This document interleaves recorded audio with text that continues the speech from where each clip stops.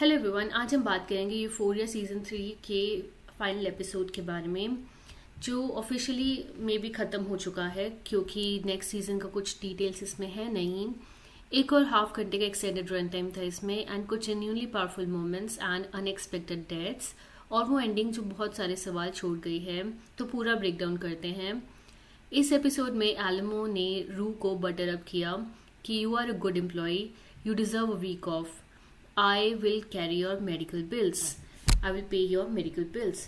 वो सब सस्पिशियस था और ये सस्पिशन सही निकला। एलमो ने रू को एक बॉटल ऑफ पिल्स दिया पेन के लिए। वो पिल्स फेंटेनाइल से लेस थी, हाई डोसेज। रू को पूरी बॉटल नहीं खानी थी, कुछ ही पिल्स काफ़ी होते उसके लिए। रू अली के पास रिकवर कर रही थी। रात को उसने वो पिल्स लिए और वो काउच पर सो गई।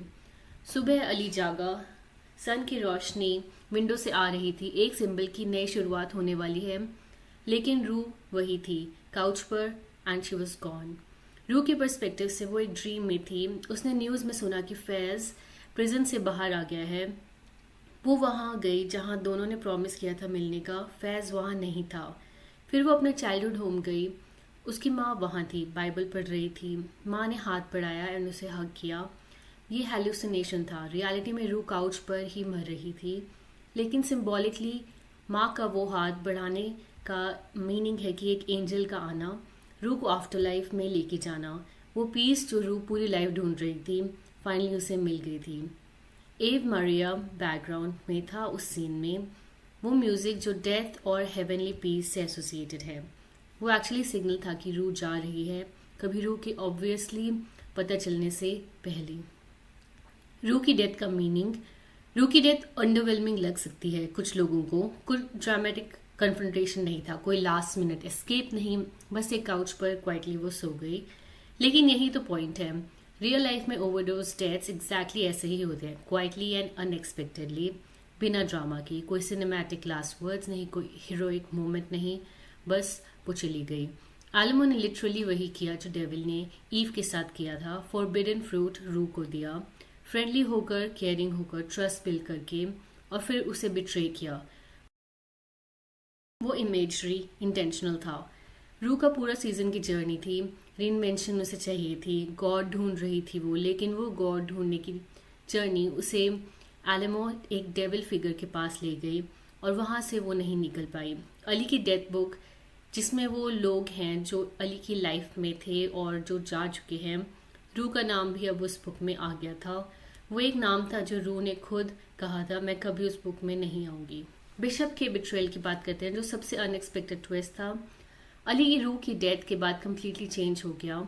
वो जो इंसान पहले एडिक्ट्स को विक्टिम्स की तरह देखता था, एम्पैथी रखता था सबके लिए, वो अब बाइनरी हो गया।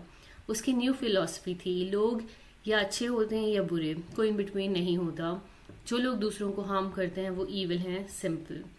अली एलमो के क्लब में घुसा, showdown. Elmo true to his character ने एक क्लासिक वेस्टर्न शोडाउन प्रपोज किया। शैम्पेन बॉटल गिरेगी तब दोनों अपने वेपन्स उठाएंगे, लेकिन एलमो ने ऑलरेडी अपना वेपन उठा लिया था शैम्पेन बॉटल गिरने से पहले ही, which was dissension, classic devil move. Ali के पास 3 शॉट्स थे, एलमो ने खुद नोट किया था। एलमो ने ट्रिगर खींची, गन फायर नहीं हुआ। बिशप ने एलमो की गन से एम्यूनेशन निकाल दिया था। अली ने अपने शॉट्स यूज़ किए, एलमो को मार दिया। ये एक जेन्युइनली इंटरेस्टिंग कैरेक्टर एनालिसिस है। बिशप हमेशा एलमो के क्रू में डिफरेंट था। वो पैसा फ्लैश नहीं करता था, वो लाउड पर्सनालिटी नहीं था, विमेन में इंटरेस्टेड नहीं था। एक पूडल था उसके पास, डॉबरमैन नहीं, जो सब रखते थे। ये डिटेल सटल है लेकिन इम्पॉर्टेंट थी। बिशप फंडामेंटली एलमो के वर्ल्ड का हिस्सा नहीं था, वो ट्रैप था महाशायद, और प्रैक्टिकली एलमो के बाकी सब एसोसिएट्स ये मार दिए गए थे या भाग गए थे। बिशप जानता था वो नेक्स्ट होगा। सेल्फ प्रिजर्वेशन का मीनिंग भी हो सकता है यहाँ पे बिशप के माइंड में। एलमो का अपना लेसन था। वो बॉक्स में एक स्नेक रखता था याद दिलाने के लिए कि तुम कभी नहीं जानते अपने आसपास स्नेक कौन है, और वही सबक वो खुद भूल गया। अपने ही स्नेक को उसने मिस कर दिया। कैसी और मैरी की बात करते हैं। कैसी अब नेट के बिना थी, फेम था उसके पास, फॉलोअर्स थे, करियर था, लेकिन वो नेट को मिस करती थी जेन्युइनली। वो $50,000 फ्लोरल अरेंजमेंट और ऑनलाइन अटेंशन जो उसके लिए इतनी इंपॉर्टेंट थी, वो सब अब मीनिंगलेस लग रहा था। नेट की बॉडी देखने के बाद उसे एल्मो के मारे जाने के बाद वो डेड जो एल्मो को थी वो इफेक्टिवली ख़त्म हो गया था। कैसी फ्री थी फाइनेंशियली। मैडी का एंगल जेन्यूनली डार्क था फिनाले में। एल्मो ने मैडी को बताया कि उसे अमेरिकन ड्रीम चाहिए थी, वाइट पिकेट फेंसेस, फैमिली, 4 बच्चे, और वो सब मैडी के साथ उसे चाहिए था। मैडी के चेहरे पर जो फियर था वो पैल्पेबल था। एल्मो एक ऐसा इंसान था जिससे नो कहना ऑलमोस्ट इम्पॉसिबल था। वो एक और प्रिजन सेंटेंस होता उसके लिए। एल्मो की डेथ ने मैडी को फ्री किया। वो सांस लेने का रिलीफ लिटरली दिखाई गया स्क्रीन पर। थ्योरी इज एल्मो का क्लब बंद हो जाएगा अब। मैडी और कैसी खुद अपना गर्ल्स मैनेज करेंगी। एक क्लीनर वर्जन का ऑपरेशन। कैसी कैमरा से स्टेप बैक लेगी मे बी। दोनों का एक जॉइंट वेंचर होगा। हैप्पी एंडिंग नहीं, नेट की डेथ भी है इसमें, लेकिन जो था उससे बेटर एंडिंग होगी। लेक्सी की बात करते हैं। लेक्सी का आर्क सिंपल था। रू की बाइबल लेक्सी के अपार्टमेंट में रह गई थी। लेक्सी डिस्पोज नहीं कर पा रही थी। फाइनली उसने वो बाइबल पढ़ना शुरू किया कवर टू कवर। जब उसने उसे पढ़ा तो एक रियलाइजेशन हुआ उसे। बाइबल में लोग बार बार ट्रेजेडी फेस करते हैं और वो सब सर्वाइव भी करते हैं, वो आगे बढ़ते हैं। ये रेजिलियंस ही है लाइफ की। लेक्सी की एंग्जाइटी दूसरों की चॉइसेस का बर्डन उठा रही थी। वो कुछ रिजॉल्व हुआ। बुरी चीज़ें होती हैं, आगे बढ़ना ही पॉइंट है। लेक्सी की इनडायरेक्ट कॉम्प्लिसिटी भी थी रू की डेथ में। उसने मैडी को बताया था डीए वाली बात। वो गिल्ट भी था। बाइबल का लेसन फॉरगिवनेस भी इन्वॉल्व करता है, सेल्फ फॉरगिवनेस भी। जूल्स ने सीजन फिनाले में सिर्फ एक काम किया, रू की मेमोरी को ट्रिब्यूट देने वाली पेंटिंग बनाई। कोई डायलॉग नहीं था, कोई रेजोल्यूशन नहीं। जूल्स का एंडिंग जेन्युइनली डार्क था एक्चुअली। वो अभी भी उस मैरिड मैन के अपार्टमेंट में है, पैसा है उसके पास, लग्जरी है, लेकिन passion in her is gone, love is gone, purpose is gone. She sold her soul for money and she is no longer got anything of real substance. इस character के साथ सीजन में जो पोटेंशियल था, identity, art, purpose versus security, वो almost completely unexplored रहा। काफ़ी disappointing. Ali की बात करते हैं। कोलमन डोमिंगो का परफॉर्मेंस इस सीज़न में जेन्युइनली एक्स्ट्रॉर्डनरी था और फिनाले में best performance of the entire season. Final scene, Ali एक डिनर टेबल पर बैठा है, वही टेबल जहाँ सीज़न प्रीमियर शुरू हुआ था, विच मीन्स फुल सर्कल आ गया है। रोशनी थी, पीस था, वो प्लेस जो रू ने दुनिया का सबसे पीसफुल जगह बताया था उसे। अली फाइनली वहाँ ही बैठा था। उसका मोनोलॉग फेंटेनाइल अमेरिका में 50 साल से कम एज के लोगों का सबसे बड़ी डेथ कॉज है।